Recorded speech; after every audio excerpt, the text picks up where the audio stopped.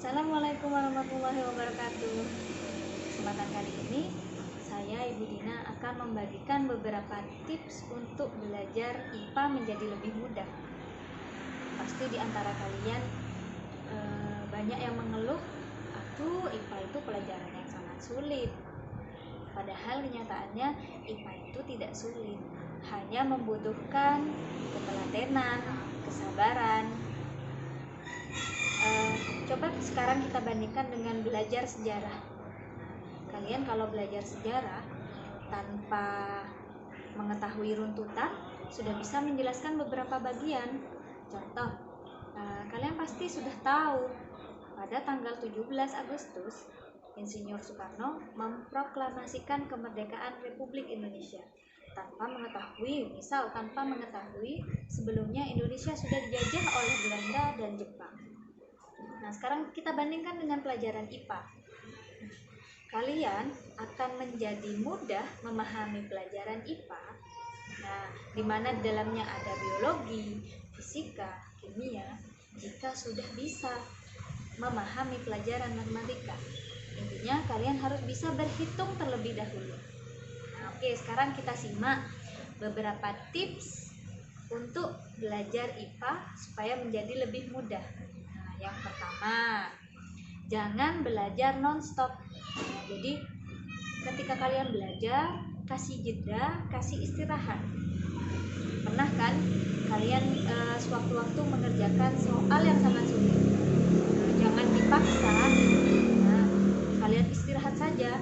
Tinggal membuat mie instan misalkan, atau buat teh manis, atau buat kopi panas. Dalam proses meninggalkan tersebut, melakukan pekerjaan yang lain, tiba-tiba muncul tuh solusi untuk mengerjakan soal yang tadi kalian kesulitan.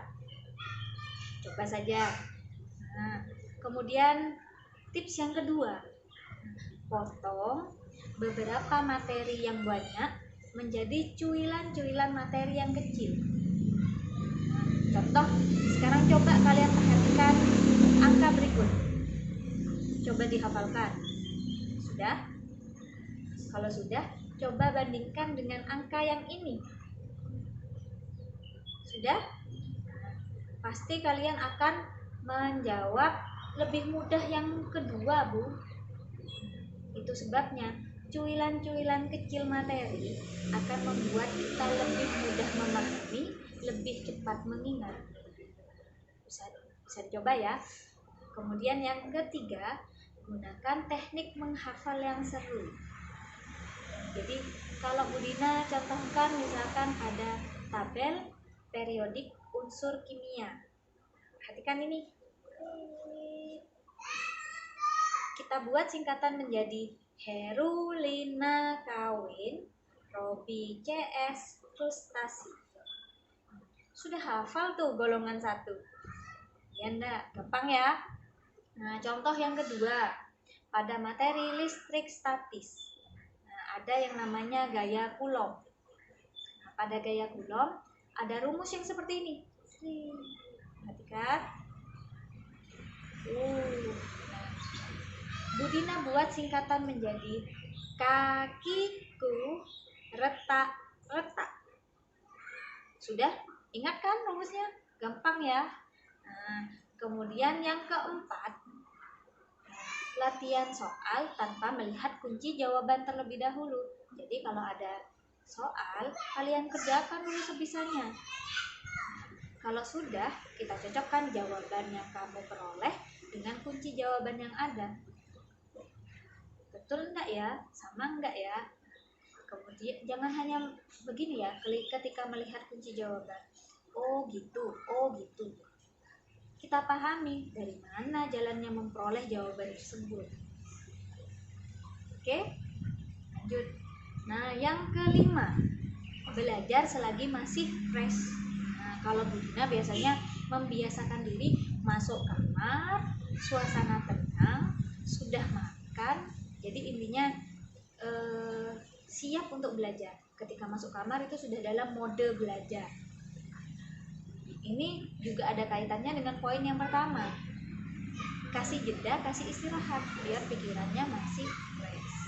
Kemudian yang keenam, Yang keenam ini, kalian harus fokus pada upaya memahami konsep, jangan fokus pada hasil akhir.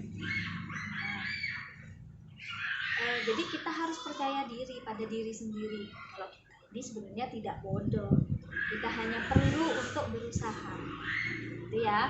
Nah, kemudian yang ketujuh, ini yang paling penting nih. Yang ketujuh, ketekunan itu lebih penting daripada kepintaran. Jadi, terkadang ada siswa yang bisa memahami suatu konsep bukan karena dia pintar, tapi karena dia tekun. Dia mempelajari suatu konsep tersebut, dia pelajari terus menerus, akhirnya dia menjadi paham. Kalau menurut Dr. Aisyah Dahlan, jadi seseorang yang cerdas itu diperoleh ketika dia mempelajari hal-hal yang baru. Jadi ada susunan sarafnya. Jadi orang dikatakan pintar jika susunan sarafnya tebal. Orang dikatakan cerdas jika ada susunan saraf yang tebal kemudian tipis. Perpaduan antara keduanya. Jadi bagaimana caranya memperoleh susunan saraf yang tebal? Misalkan kita akan memasak mie. Nah, setiap hari kita memasak mie sampai kita ahli, tanpa melihat resep sudah tahu. Nah, itu namanya pintar. Susunan saraf kita, sel saraf kita sudah menjadi tebal. Nah, tapi ketika kita disuruh memasak rawon, tidak pernah memasak rawon, kita baru melihat resepnya, lihat YouTube, nah, kita praktek. Nah, itu susunan sarafnya akan membentuk yang baru menjadi susunan saraf yang tipis.